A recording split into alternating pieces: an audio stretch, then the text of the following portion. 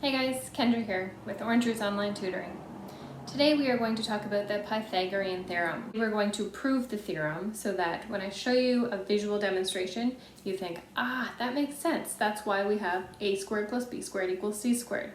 And don't just accept that equation or formula at face value. I think it's really important to tickle that spot in our math brain and know why and where it comes from. Let's get started. So here we have four congruent right-angled triangles. They are identical. You'll notice there's a right angle in the triangles, and there's a short side, a longer side, and then the longest side is always the opposite side of the right angle, known as the hypotenuse. So when positioned this way, you're given a square in the center, and you'll notice the whole configuration is a square as well.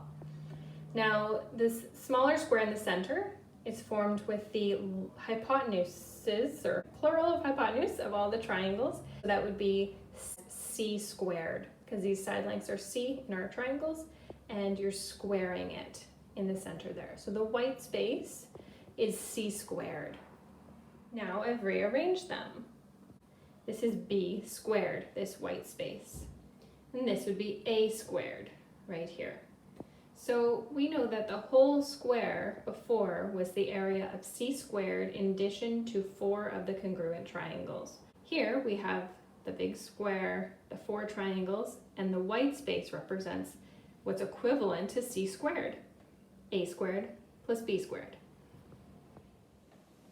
As you can see, I didn't change the size of the triangles or the white piece of paper at all. All I did was rearrange them, and so therefore the total area is the same.